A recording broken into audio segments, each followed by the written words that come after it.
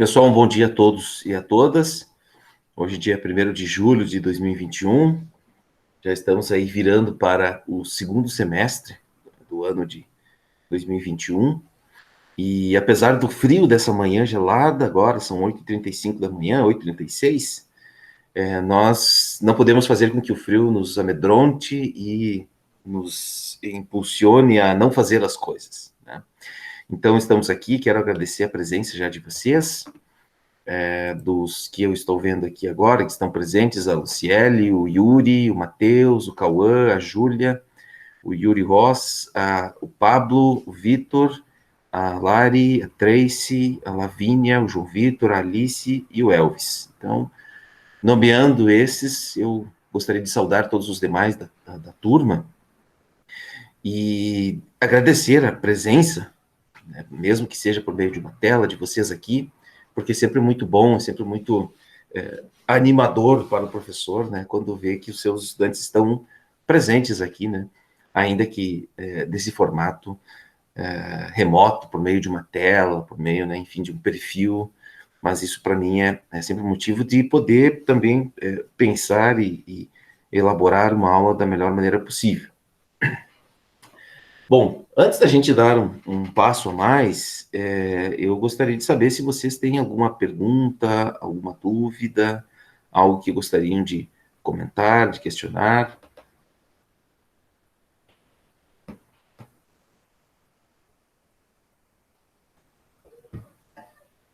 Enquanto vocês pensam aqui, eu vou abrindo o meu material.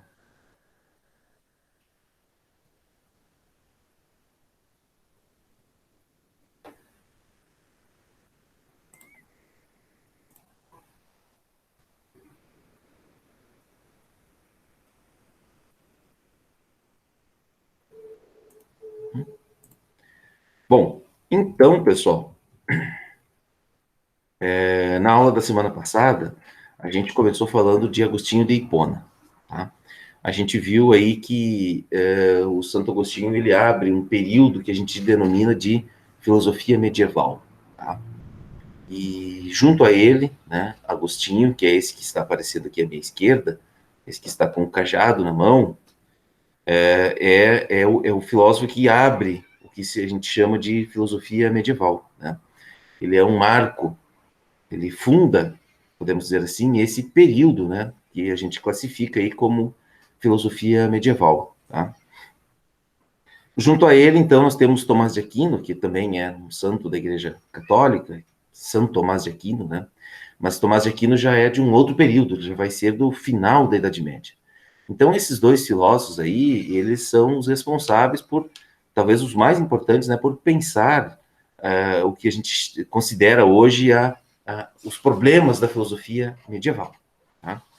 E eu também reconstruí para vocês um pouco a trajetória, né, de como que a filosofia de uma área ou de uma forma de conhecimento muito influenciada pela escola de Alexandria, que passou a ser uma escola, né, onde a obra de Platão foi mantida e preservada, como que ela passou a se unificar com outras formas de conhecimento, outras culturas, né, principalmente depois da morte, né, de Jesus Cristo e também da difusão do cristianismo pelo mundo conhecido da época, né, e pelos ambientes conhecidos, acadêmicos da época, né. Então, nós tivemos aí um primeiro momento em que esse filósofo Philon, né, ele procura aproximar o pensamento dos judeus, né, do Antigo Testamento e a filosofia platônica, né, e também nós tivemos a influência do pensamento de Paulo, né, das cartas de Paulo, que foram endereçadas, foram escritas e endereçadas a diferentes povos, diferentes culturas, né, mas que foi muito importante para a difusão do cristianismo, né. Paulo é o grande responsável pela difusão do cristianismo, o apóstolo Paulo, né. Se Pedro é considerado o primeiro papa, Paulo, a gente pode dizer que é considerado o primeiro teólogo, no sentido de difundir o pensamento cristão, né, e o primeiro grande missionário, né, a primeira pessoa que saiu pregando, né, a palavra, né, de Jesus para as diferentes culturas em diferentes lugares, né. Tudo isso dentro do Império Romano, né. Então, é uma série de elementos, de aspectos que vão constituindo, né, o pensamento aí ao longo dos primeiros 2 séculos da era cristã, tá? E é nesse período também que a gente vai ter, então, a que se chama de a escola neoplatônica, né, que vai unir o pensamento do Platão com o pensamento dos cristãos, tá? E aí temos o início, né, da chamada filosofia cristã, né? E a gente vai ter uma série de filósofos que são padres, né? E esse movimento dos filósofos que eram padres, ele recebe um nome, até eu não coloquei aqui na última aula, mas é um movimento chamado de patrística, né? Que é um movimento de padres, né? Que eles são difusores do cristianismo, obviamente, né? Mas eles também são filósofos, né? Então, eles têm uma formação filosófica, e aí eles fazem o quê? Eles buscam aspectos dessa filosofia, principalmente da filosofia de Platão, né? E associam ao pensamento do cristianismo, tá? E isso, óbvio, né, teve uma série de implicações. Uma delas foi que toda a filosofia, principalmente dos estoicos, dos epicuristas, desses filósofos que a gente viu mais no início do ano, aqui agora, né, no nosso bloco, eles passaram a ser considerados filósofos pagãos, né? E toda a influência, a força, né, desse pensamento, né, do estoicismo, principalmente do estoicismo e do epicurismo, do ceticismo, do cinismo também, que são outras correntes, né, que a gente não estudou ainda, elas passam a ser consideradas filosofias pagãs, né? E a prática filosófica, então, passa a ser condenada, né? E aí, por volta do século III, a partir do século IV, né, nós vamos ter, então, a retomada, né, ou melhor dizendo, a escolha de quais livros da filosofia vão ser retomados e vão ser considerados textos filosóficos, né, importantes para a tradição filosófica, e que vão conferir status para uma nova ciência, se a gente pode dizer assim, né, que é a teologia, né. E aí, a partir do século III, a partir do século IV, então vejam, são 100, 200 anos aí, pessoal, né, que é o período que Agostinho vai viver, né, vão surgir, principalmente, teve 2 eventos que são chamados concílios, né, os primeiros concílios da Igreja Católica, em que eles decidem, então, quais serão as mudanças, né, que agora a Igreja Católica, né, o termo católico, vocês sabem qual é o sentido dele, significa o homem universal, o católico é o homem universal, ou seja, não, ele não é mais um homem do Império Romano, ou um homem da Grécia, ou um homem da Itália, ou um homem de Roma, não, ele é um católico é um cidadão universal, um homem do mundo, né? Esse é o sentido da palavra católico, né? Os católicos, então, agora eles vão selecionar quais textos da filosofia vão ser considerados textos importantes também para o cristianismo, tá? Então, vejam, todo esse movimento ele está acontecendo aí, ele foi acontecendo, né? As coisas elas eram bem mais lentas do que elas são hoje, naquela época, né? Então, entre o século XIII e o século IV, né, passa, no mundo conhecido da época, a ter quem estudava, obviamente eram muito poucas pessoas, né? Quem tinha acesso à cultura eram muito, muito poucas pessoas, mas essas pessoas que tinham, então, acesso à cultura, geralmente eram os padres, os representantes da igreja, né? Eles passavam, então, a tentar conciliar, por isso que é chamada igreja conciliar, né?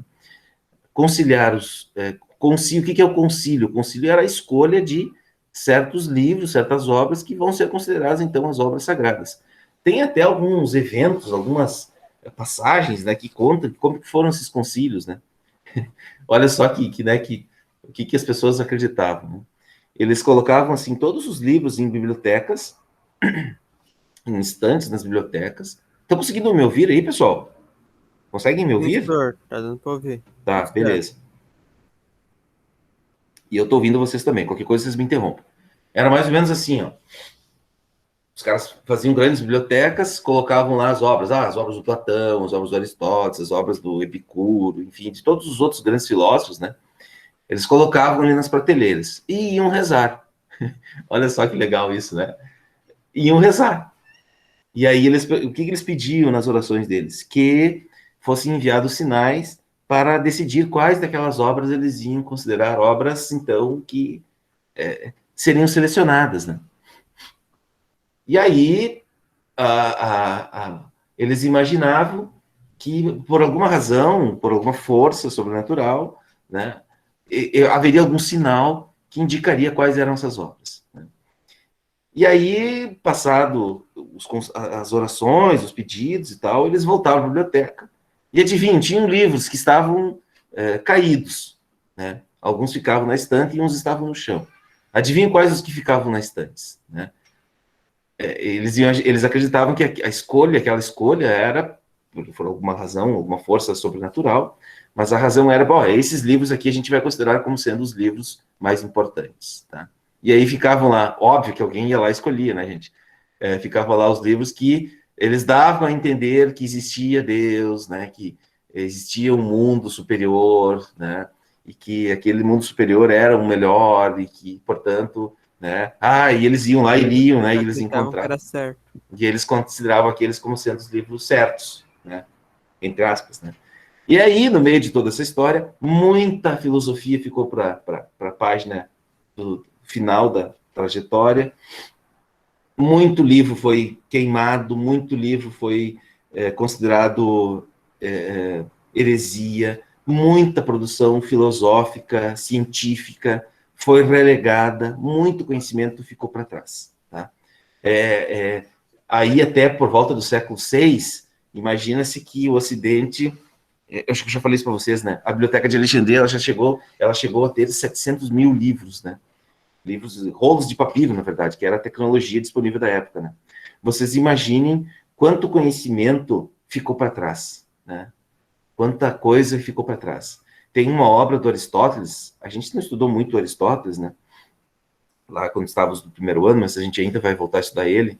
Tem obras do Aristóteles, assim, que tem passagens, né? Imagina, o Aristóteles teve um livro que o Aristóteles escreveu que a gente só tem referências a ele, né? Que era um livro chamado Comédia. Então, a obra do Aristóteles tem divisões. Tem a ética, a política, a poética e a comédia, né? Seriam as grandes obras do Aristóteles. Então, a gente conhece a ética, a política, a poética, e a comédia a gente não conhece, né? Por que isso que a gente não conhece, né? Porque esse era um livro que, como o nome diz, né, era comédia. A comédia, ela tratava do riso, né? Da possibilidade, né, de, por meio de algumas práticas, as pessoas despertarem para o riso. E vocês sabem que na Idade Média o riso era algo proibido, né? Porque, segundo a tradição cristã dessa época, Jesus nunca tinha rido na sua vida, pelo menos naquelas passagens que ele é retratado nos evangelhos, né? Então, algumas obras foram ficando para trás, né? Foram ficando de lado, tá? Essa parte aqui, vocês conseguem entender, né, pessoal, que o Santo Agostinho ele está num contexto, e o contexto que o Santo Agostinho vive é esse. É o contexto em que algumas obras filosóficas gregas passam, apesar de serem muito importantes, e muitas delas talvez a gente não conhecer, né? Elas passam a ser consideradas pagãs, elas passam a não serem vistas como sendo portadoras ou capazes, né, de desenvolver os seres humanos, enfim, tá? Então, esse primeiro momento ele é bem importante, né, porque para a gente ter clareza, né, saber onde que a gente está, do que eu estou falando e esse filósofo, onde que ele está inserido, que contexto que ele está, tá? Bom, então eu já tinha falado semana passada, e eu falei do Santo Agostinho na semana passada, né? Falei que ele escreveu, essas são as duas principais obras, né? Tem uma outra obra, tem outras duas obras dele que eu não falei, hoje eu quero mencionar um pouquinho sobre elas, né? Que é o De Magistro e o Livre-Arbítrio, né? São dois livros. O Livre-Arbítrio são tomos, são livros de 700 páginas, né? São obras extensas, né? Muito minuciosas, né? Tem gente que passa, para vocês terem uma ideia, pessoal, né? Tem gente que passa a vida, tem professores de filosofia, né? Os pesquisadores do campo da filosofia, que passam a sua vida inteira estudando somente a obra de Santo Agostinho. Na filosofia se faz muito isso, tá? Você escolhe um filósofo ao longo da sua vida, você desenvolve um projeto de pesquisa e você passa a vida inteira estudando só aquele filósofo, né? Ontem eu assisti uma palestra também, ontem à tarde. Assisti não, ouvi uma palestra. Eu saí dar uma caminhada na rua, e de máscara, protegido, né? E estava ouvindo, né, uma palestra aí de um professor de São Paulo. O cara sabe detalhes da obra do Santo Agostinho, né? Ele sabe, assim, até as primeiras versões em que língua foram escritas, como que se traduziram certas palavras, né? As pessoas vão, assim, o campo da filosofia, o estudo, na verdade não é só na filosofia, qualquer área do conhecimento, né? Quanto mais alta a tua formação, quanto mais específico, ou melhor, quanto mais elevada a tua formação, mais específicos são os problemas que você aborda, né?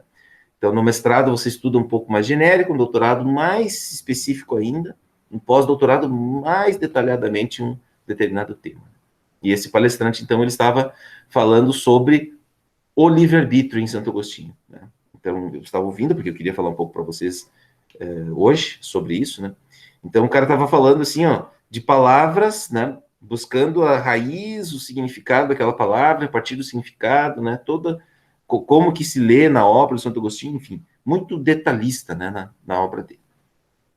Bom, o pensamento do Agostinho, então, é responsável, né, pela elaboração de uma moral medieval, né? E essa moral medieval, então, tem muito a ver com a própria ideia da conversão do Santo Agostinho, né? Que está ligada à ideia de que a gente precisa, que existe algo em nós, né? Isso nas confissões está muito claro. Eu gostaria que, né, a gente tivesse a noção disso hoje, né, para perceber bem isso, né? A ideia de que a gente leva uma vida incompleta se a gente se apegar somente a esse mundo material, né? Então, aqui eu queria fazer retomar essa pausa, esse momento da conversão do Santo Agostinho, porque eu quero explorar um pouco mais esses itens aqui da ética medieval.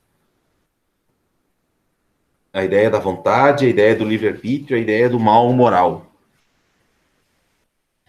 Bom, porque esses temas aqui, eles são bem importantes, né, para o período que a gente vai ver, né? Então, se vocês, assistam qualquer filme que fale sobre a Idade Média, né?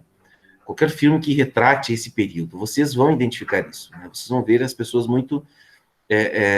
só para dar um exemplo, assim, de como que foi esse período aí, a partir do século III, século IV, né?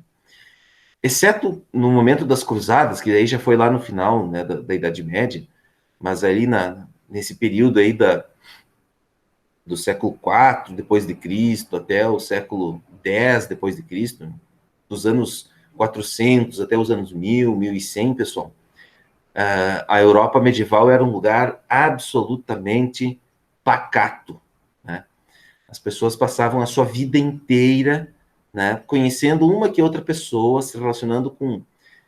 há estudos que apontam, né? É muito difícil de precisar isso, né, hoje, né, mas alguns indicativos sugerem que a vida nessas cidades da Idade Média, desses lugares da Idade Média, as pessoas não viviam mais, não conheciam mais do que 30, 40 pessoas em toda a sua vida. Imaginem isso, pessoal. 30, 40 pessoas em toda a sua vida, né? E elas não viviam um raio maior do que 20 quilômetros, ou seja, elas não passavam do lugar que elas nasciam. Imaginem o cenário aqui, ó. Imaginem ali a cidade de Rolante. A pessoa nunca saía de um raio que vai de Riozinho até Taquara, de Rolante a Santo Antônio, de Rolante a São Francisco de Paulo. A pessoa passava a vida inteira nesse lugar, tá? Existem pessoas assim até hoje, né?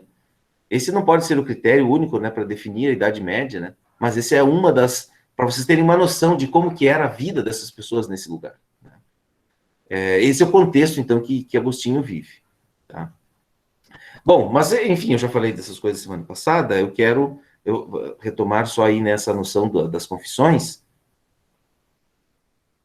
porque a gente precisa entender também bem essas confissões, porque elas são uma obra da fase inicial da vida filosófica do Santo Agostinho, né? Esse livro ele foi escrito logo depois da sua conversão, né? E a primeira ideia aqui que está em destaque, né, o número 1 aqui, é bem importante que a gente entenda isso, né? Porque a trajetória de Agostinho, e ele se dá conta disso, ele revela isso nos seus textos, né? É sempre uma luta da alma para superar o corpo, né? A ideia de que o Agostinho é um dualista, tal como foi Platão, né? O Agostinho acreditava na ideia de que existem dois mundos, né?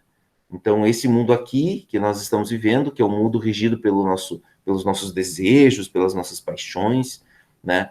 E existe um mundo superior, que é um mundo, né, onde vai a nossa alma, né, para onde vai. E a gente deveria buscar eternamente, durante a nossa vida, uma forma de fazer com que a nossa alma vivesse eternamente, né, que fosse, então, para esse outro lugar. Né. E tudo aquilo que nos impede de levar a nossa alma para a eternidade é tudo aquilo que diz respeito ao corpo, né? É tudo aquilo que diz respeito às coisas inferiores, às coisas mundanas, né? E isso é tão forte, né, que o corpo é visto quase como um sintoma do mal, né? É preciso você abandonar as paixões, esses desejos, essa vontade, né, de seguir aquilo que o corpo sugere, né? Porque o corpo é a fonte do pecado. Mas aí tem um grande problema, né, que o Santo Agostinho vai se dando conta ao longo da sua vida, que é o seguinte: o Santo Agostinho, deixa eu primeiro, vamos abrir um parênteses aqui para falar um pouco da vida, né? Semana passada eu disse para vocês, lembra o que eu disse sobre a vida do Santo Agostinho antes da sua conversão? Vamos ver se vocês estão lembrados. Como era a vida do Santo Agostinho antes da conversão dele, pessoal? Ah, ele bebia, ia pra festa, era um. Não era nada de santo, senhor. Não, não era nada de santo, exatamente. Ele era a vida louca, né? O Santo Agostinho era. Mas apesar dessa vida louca que ele levava, né, ele, de certa forma, ele sentia, né? Ele sentia isso, os livros dele depois dizem isso, né? Eu não estou imaginando, né? Mas isso é tudo textual em suas obras posteriores. Ele acabava fazendo isso porque ele imaginava o seguinte: olha, deve existir uma razão no mundo, né? Deve existir algo, deve existir uma alguma algum propósito, né, para a vida. Deve existir alguma coisa. Não, a gente não deve ser simplesmente, e ele buscava isso, né? A gente não deve ser simplesmente um ser que está aí, né? O Santo Agostinho buscava isso, né? Só que a partir aí dos seus 18, 19, 20 anos, o Santo Agostinho sai de casa, né? Eu já tinha falado isso para vocês, né? Ele vai estudar, né? Ele vai para outras cidades, ele sai de Tagaste, né? E ele vai para, se não me engano, é Cartago, a primeira cidade que ele vai, né? E aí ele entra em contato com os maniqueus. Os maniqueus eram seguidores de uma seita, a gente pode dizer assim, né? Não era uma seita satânica, não era isso, né, pessoal? Mas os maniqueus, eles eram pessoas que estudavam, eram estudiosos, estudavam filosofia, estudavam cristianismo, estudavam o zoroastrismo, né, que era uma que é como se fosse uma religião dos persas, dos antigos persas, né? E os maniqueus, eles acreditavam no seguinte, né? Eles acreditavam que no mundo existem dois deuses, né? Basicamente dois deuses. Um deus, né? Porque o Santo Agostinho se perguntava isso, né? Qual que é a origem do mal? Essa é uma grande pergunta filosófica, né? Qual que é a origem do mal? Da onde que vem o mal, né? Se Deus criou o mundo, e Deus fez o mundo a sua imagem, né? Criou o homem, e fez o homem a sua imagem e semelhança, e Deus fez, e Deus é um Deus bom, tá? Mas e tudo que acontece de errado no mundo, tudo que acontece de mal no mundo, como é que você explica, por exemplo, o Lázaro, né? Ontem eu brincava, né? Eu acho que foi a notícia mais falada e o maior número de memes que a gente viu aí, né? Nessa semana foi com relação ao Lázaro, né? Como é que você explica alguém como Lázaro, né? Tem uma explicação bem razoável para isso, né? Mas vamos pegar essa ideia de que ele era um sujeito que praticava o mal, só aí, né? Não sei se você sabe, mas eu ouvi rumores de que ele era, na verdade, um assassino de aluguel, né? Esse fato de ele ir nos sítios e matar as pessoas não era simplesmente assim, porque ele resolvia assim, eu vou matar alguém, né? Tinha alguém pedia também, de certa forma, para ele fazer isso, né? Alguém pagava ele para fazer isso, né? Ele era o antigo jagunço, né? Enfim, né? Mas a pergunta é, né? Por que ele se dispõe a fazer aquilo? Essa era a pergunta já dos maniqueus, era a pergunta do Santo Agostinho. Como é que você explica esse mal? Como é que você explica essa pessoa praticando mal, né? E aí a resposta que os maniqueus, que eram esse grupo aí de seguidores, né? Era quase uma religião, não era uma religião, mas era assim, era uma seita. Né? O que eles explicavam? Como que eles explicavam o mal? E Santo Agostinho acreditava nisso também. Existe o Deus do bem, que é o Deus cristão, esse Deus aí do Novo Testamento, que é aquele pregado por Paulo, E existe aquele Deus do Velho Testamento, um Deus mau, um Deus assim que nos manda punições, um Deus que nos castiga por alguma razão, por alguma falha nossa, ele nos castiga, né? Por algum motivo ele causa o mal, né? Então os maniqueus eles acreditavam nessa versão, né? De que existe um Deus do bem e um, entre aspas, um Deus do mal, né? Que é, por exemplo, aquele Deus representado do Velho Testamento, né? O Velho Testamento tem, né? O Deus do Velho Testamento é um cara bem, né? Pouco cristão, eu diria até. Né? Então, os maniqueus acreditavam nisso, né? A ideia de que existia um Deus do mal. E o Santo Agostinho pensava, mas acho que não é só isso também, né? Porque a gente deve encontrar uma outra razão, a gente deve buscar uma outra forma. E ele também, ainda ele não tinha se convertido, né? Ele, por isso que ele acabava se entregando a esse mundo material aqui, né? Porque a princípio não seria errado, né? Você levar uma vida de bebedices, de orgias, qual que seria o erro disso, né? Onde estaria o erro disso? Essa é a pergunta que Santo Agostinho se fazia, né?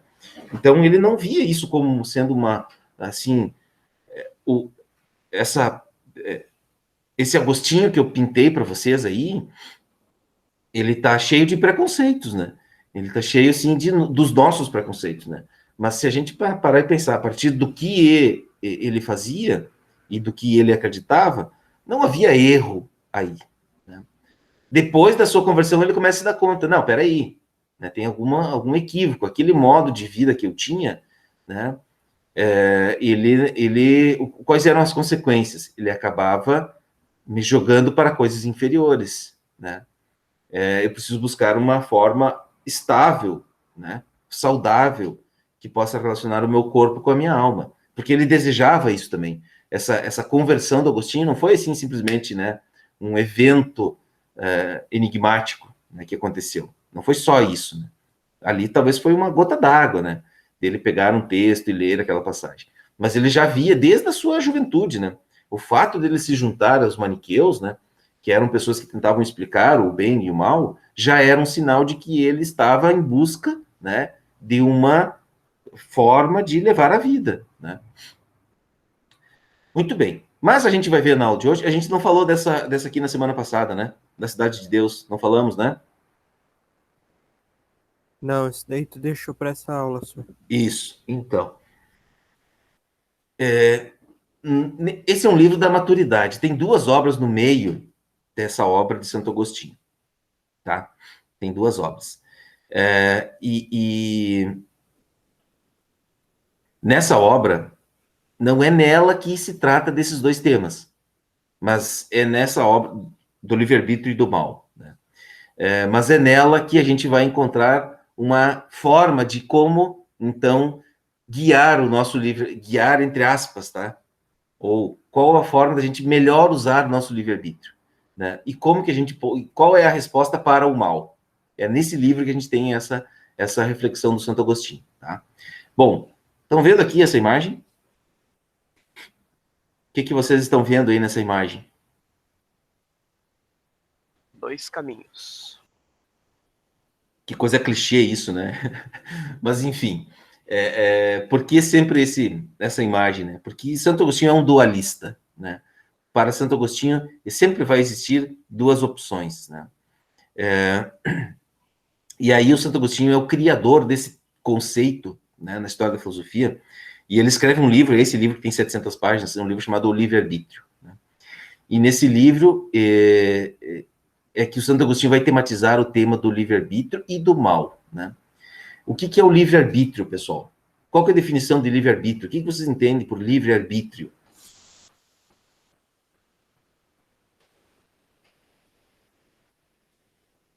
O que é o livre-arbítrio, pessoal? O que vocês entendem por Poder escolher o livre-arbítrio? que tu quiser. Tá?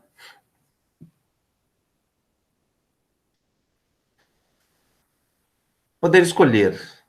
Poder escolher, né? Nós recebemos essa possibilidade, né?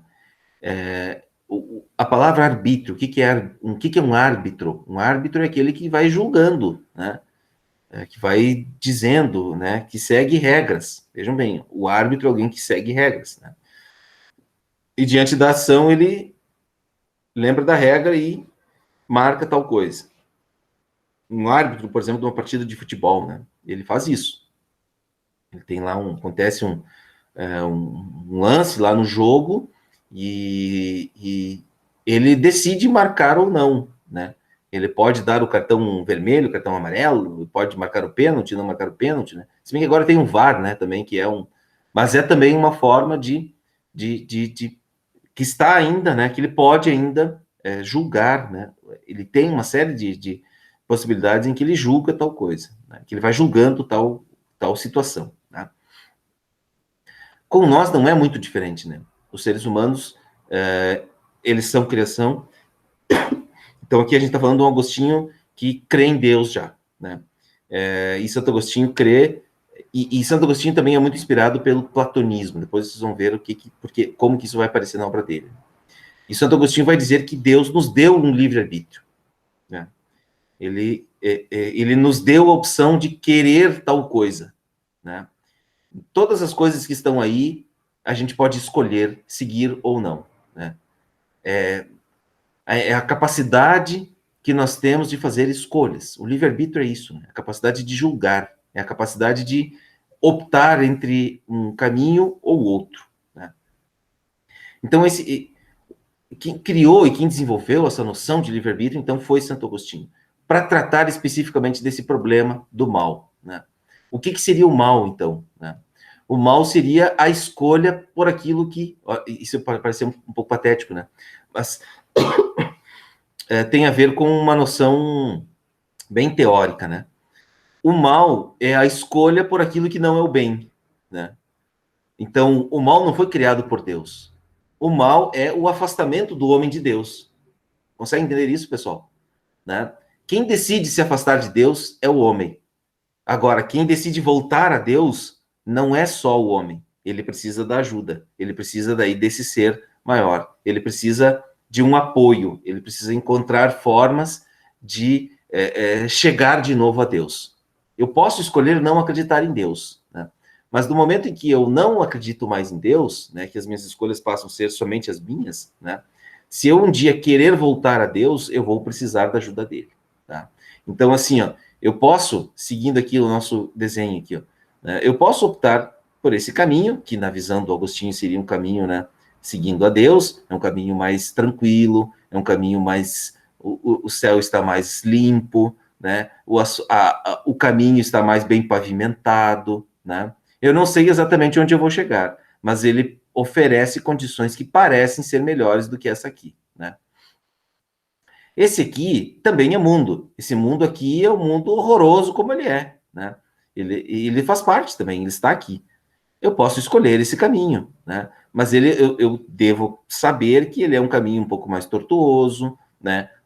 As condições climáticas parecem ser sugerem que esse caminho é mais difícil, né?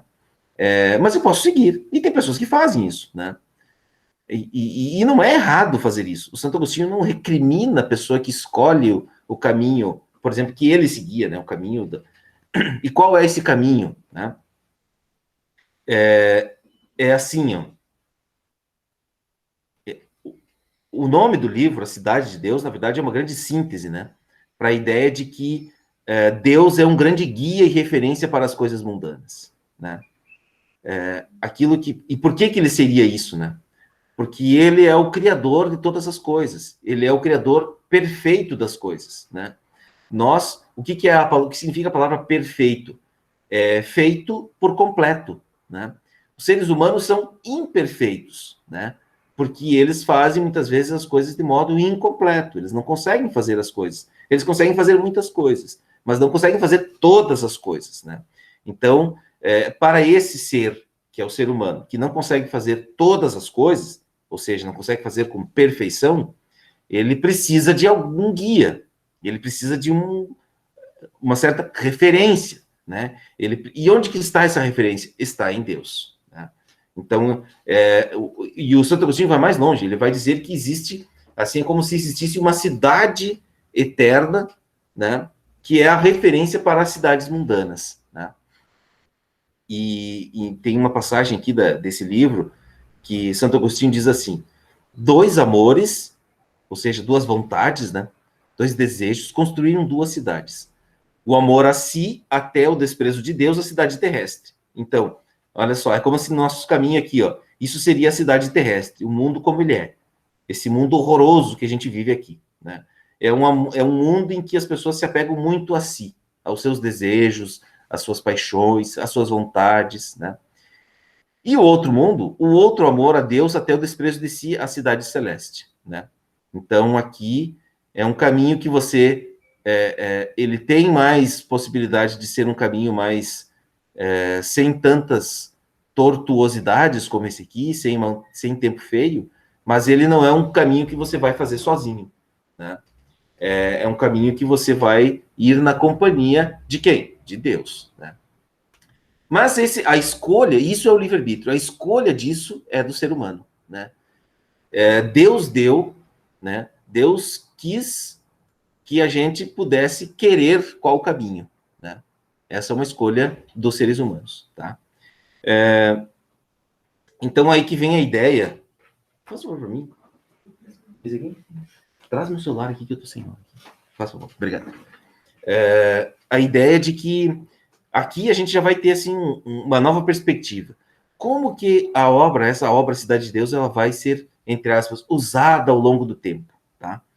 Ela vai ser usada como uma referência, né, para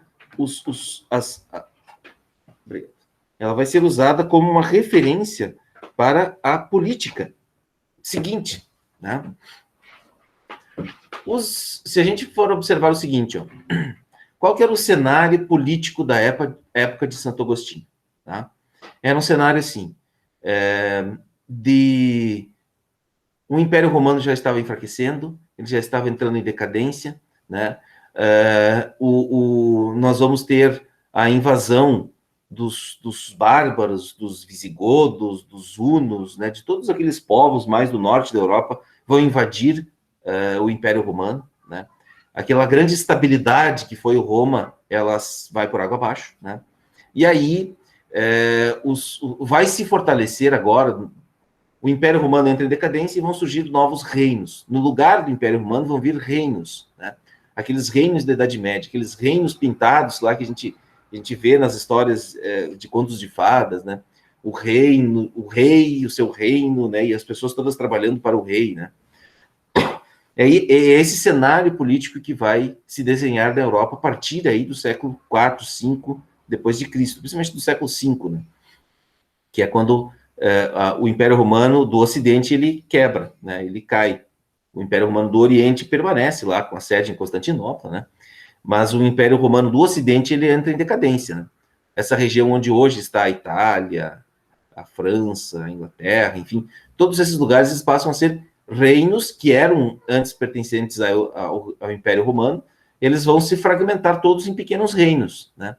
E esses reinos, então, eles vão ser, entre aspas, administrados, né, por reis que vão tomar como referência essa noção agostiniana de dois mundos, um mundo terreno e um mundo celeste, né? Esse mundo terreno aqui, né, que a gente deve levar uma vida temente a Deus, né, se guiando por esse caminho aqui, né, e acreditando que vai existir um lugar futuro em que as pessoas possam viver, né?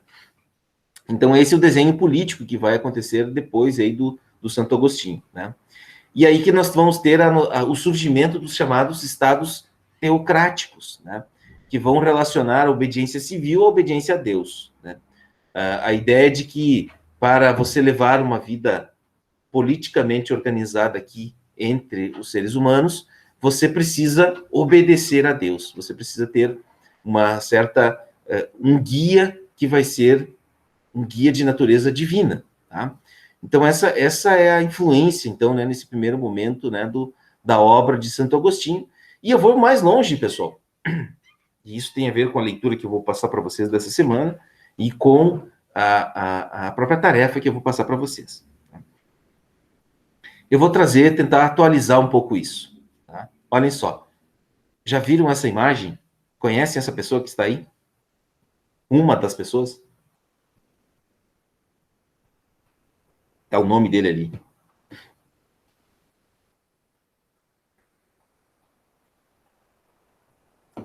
Pessoal, conhece ali aquela pessoa que está aparecendo ali? Não consigo ler o nome. Olha, senhor, Vocês eu não conseguem ler o nome? não conheço esse cara aí, não, senhor. Esse que tá com o dedinho aqui apontado, assim, ó. O tio de gravata ali. Não conhecem ele? Eu não, Tá senhor. muito pequeno o nome, não dá pra ler. Vocês não conseguem ler. O nome dele parece ser Silas Malafaia. O próprio, né? Tá, eu tô falando dele, mas vocês estão vendo o que ele tá dizendo ali, né?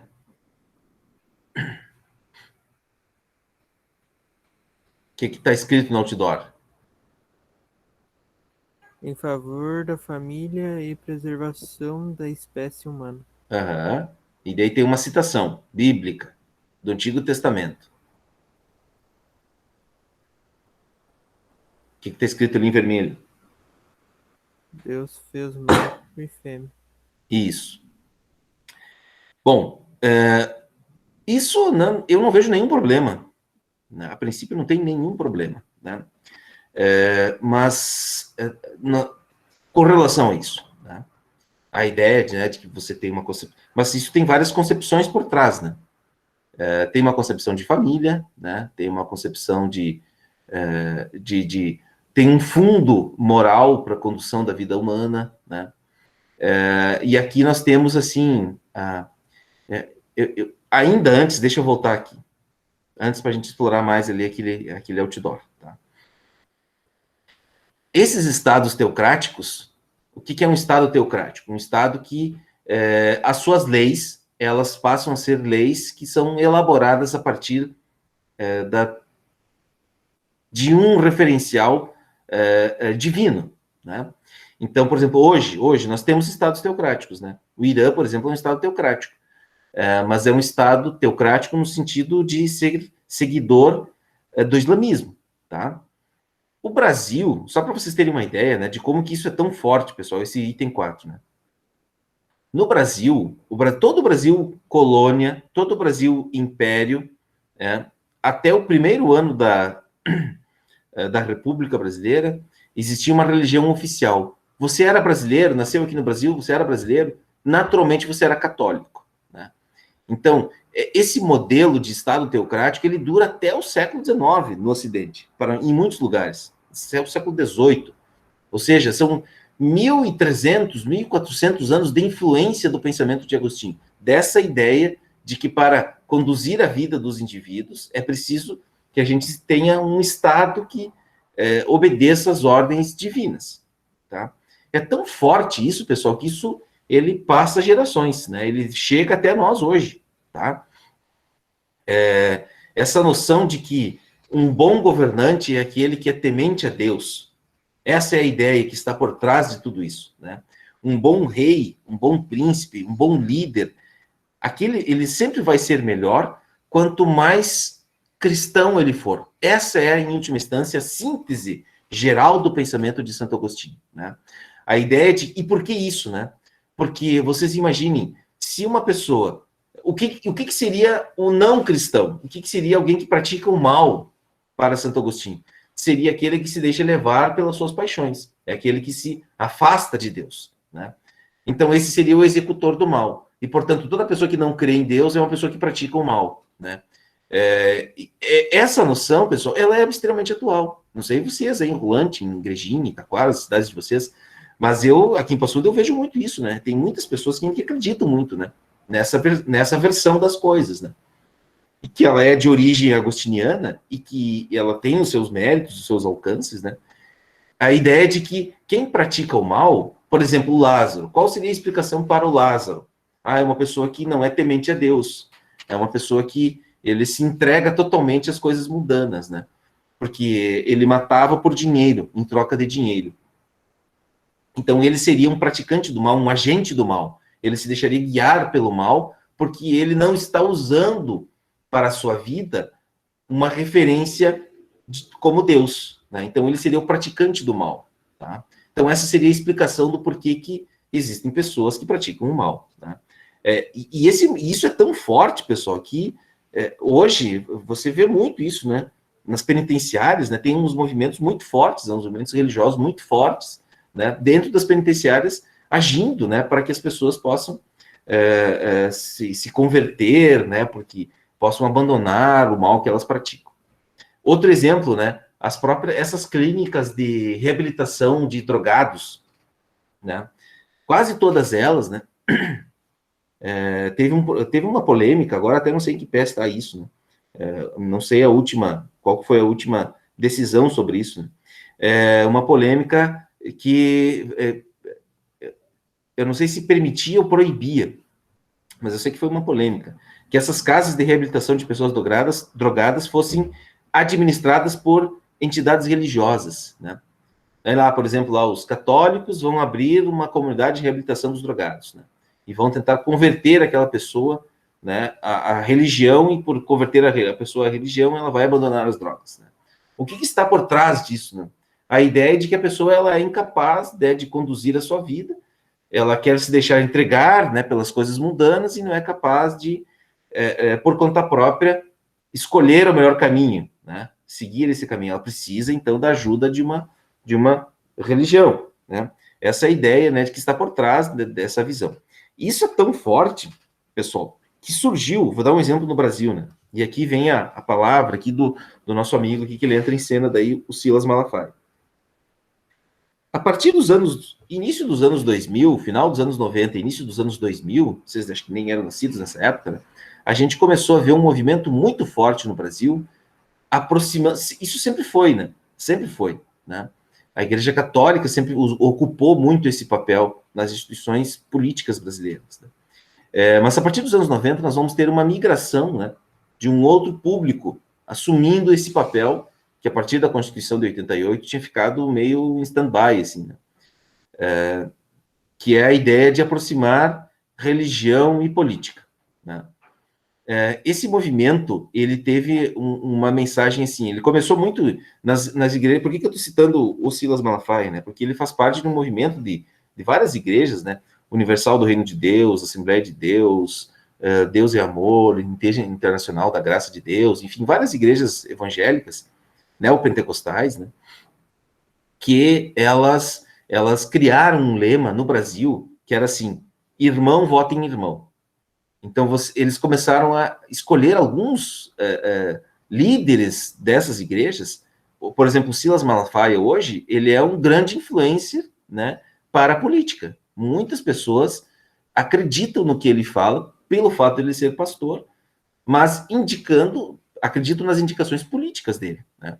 Então, o Brasil está vivendo plenamente esse movimento, né? Nós tivemos o nosso último presidente. Vocês lembram qual é que era um dos lemas que elegeu o Bolsonaro? Eu não estou dizendo que eu sou contra isso, não. Para mim não há nenhum problema, né, em ter a população ter eleito ele, né? Enfim, é possível se imaginar algumas consequências, né? Mas do ponto de vista democrático, né, alguém poder votar nele, a princípio não há nenhum problema, né? E eu também não vejo nenhum problema nisso, né? Mas assim, a gente precisa entender também um pouco os movimentos que estão por trás disso, né? O próprio, né, o atual presidente eleito, né, ele se elegeu com esse lema, né? Deus, família e pátria, né? Tinha um outro lema também, né? Vocês me ajudem aí, por favor. Vamos lembrar aí um lema que o Bolsonaro falou muito em 2018. Brasil acima de tudo, Deus acima de todos. Esse é um lema agostiniano, né? Isso é Santo Agostinho puro, né? Nessa face dos estados teocráticos, dos estados conduzidos por uma figura religiosa, né? O que no fundo, o que isso revela, né? Geralmente, quem usa esses lemas tem sido, e na Idade Média não foi diferente, líderes autoritários. Algo assim: olha, vocês deixem para mim, eu sou bem cristão, eu sou bem religioso, eu sou bem católico, eu sou bem evangélico e tal, eu sou um irmão de muita fé, e eu vou cuidar bem de vocês. O que está por trás desses lemas, no fundo, é isso, né? A ideia de que a pessoa, né, que a pessoa, quando o indivíduo, né, quando chegar nessa hora, se ele tiver um líder religioso, né, que acredita, se ele acredita muito, né, nessa, que essa pessoa vai levá-lo, vai conduzi-lo, né, para esse caminho, né, se a pessoa acredita que o líder vai fazer isso, ela vai escolher esse líder, né.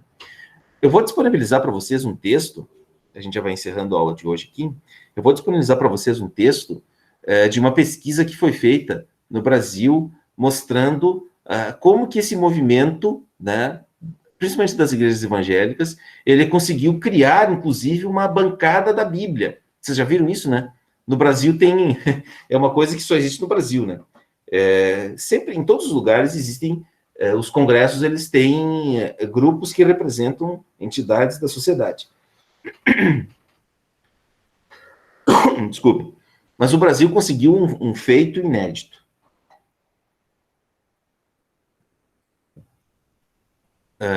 Me desculpe, né? Talvez o assunto não seja do maior interesse e relevância para vocês, né? Mas eu estou tentando fazer algumas relações, tentando aproximar um pouco, né, do que a gente está vendo, sem cometer tantos anacronismos, né, com o que a gente está vivendo hoje. O Brasil conseguiu construir uma bancada evangélica, né? Uma bancada evangélica. Existe no Brasil uma associação jurídica, uma associação de juízes evangélicos, de juristas evangélicos. Isso se dá muito, né, pela força, né, que o cristianismo, né, que é a principal religião do país, tem na sociedade brasileira, né? E isso, no fundo, tem a ver com o que o Santo Agostinho já dizia, né? Tem a ver com uma concepção de ser humano. Uma concepção de ser humano que está nessa eterna disputa entre seguir um caminho do bem e o caminho do mal, né? Então, se eu escolher um representante religioso, um representante político, né? Lá na época do Santo Agostinho eram os reis que passaram a seguir muito o cristianismo. Hoje são os deputados, senadores, governadores, presidentes, né?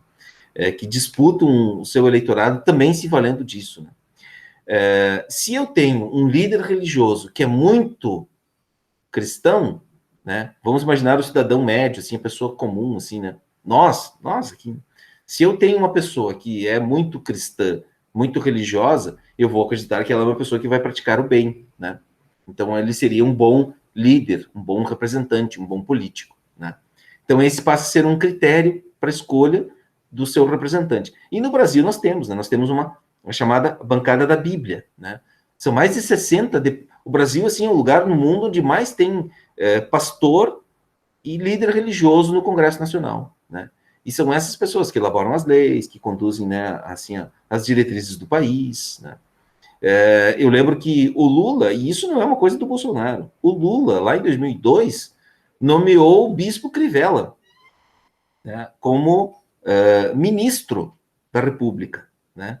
Acho que era ministro da Cidadania, se não me engano. Ou seja, todos os governos hoje, ainda hoje, apesar de nós estarmos vivendo, entre aspas, num Estado laico, né, eles acabam se unindo. Vocês não... eu vi uma pesquisa ali no período das eleições municipais, né? A quantidade de pastores, padres, que se elegeram no Brasil. É um número bem grande, bem significativo, né? Então, o Brasil ainda é um país muito cristão, né? Esse cristianismo, talvez, ele está difuso hoje em diversas denominações religiosas, né? Católicos, evangélicos, enfim, diferentes seguidores de diferentes religiões, né? Ou de diferentes denominações religiosas, né? Doutrinas, correntes e tal, mas o cristianismo é muito forte no Brasil, tá? E a raiz, então, para a gente finalizar, né? A semente disso, melhor dizendo, né? A semente disso está lá no Santo Agostinho, nessa ideia de que um homem ele precisa de uma referência, porque senão o seu livre-arbítrio vai sempre levá-lo para o mal, né? Sempre vai escolher as coisas mundanas. Então, é por isso que ele precisa de um ser superior para ajudá-lo, né, a seguir, a escolher, né, esse caminho e permanecer nesse caminho, tá? Bom, eu vou encaminhar uma atividade para vocês hoje à tarde. Agora não. Agora eu vou, né, fazer outras coisas, mas à tarde eu vou encaminhar uma atividade para vocês, que é uma atividade de escrita, tá? em que você também vai valer 2 pontos, tá? Bem importante isso, o nosso ano vale 10 pontos, então essa atividade vai valer 2 pontos. E vocês vão ter um prazo de 1 semana para postar lá no Moodle, tá? São 2 textos, um texto Santo Agostinho e um texto, uma reportagem de uma revista falando do papel do Papa, o Papa Francisco, né? Que é o máximo representante da Igreja Católica, né? Em que ele vai chamar a atenção de que a Igreja ela precisa sim se envolver também com política, né? Enfim, vou deixar lá os textos para vocês responderem à tarde. Vocês vão ter 1 semana para me entregar. Certo, pessoal? Eu acho que por hoje era isso. Né? Não sei se vocês têm alguma pergunta, algum comentário, algo que vocês gostariam de falar. Vou parar aqui minha apresentação.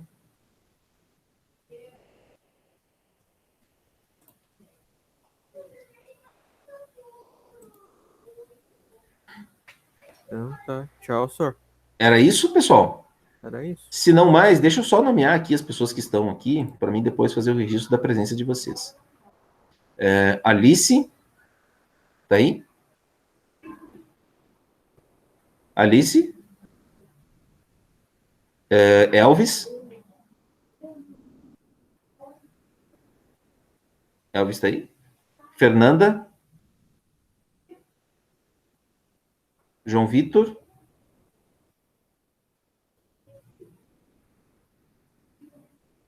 João Vitor? Tá aí? Júlia?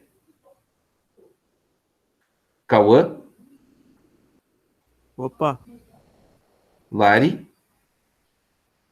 Lavínia? Luciele?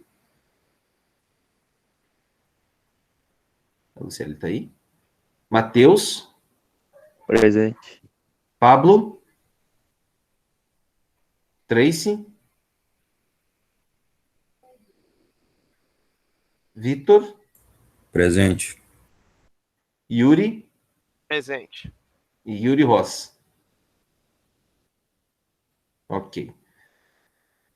Pessoal, essa semana eu quero finalizar todas as atividades que estão pendentes lá no Moodle e lançarei as notas no Siga também, tá? Então, tudo que vocês tiverem feito lá essa semana eu quero liberar até amanhã, mais tardar sábado, meio-dia, vai estar lá disponível também, tá bom?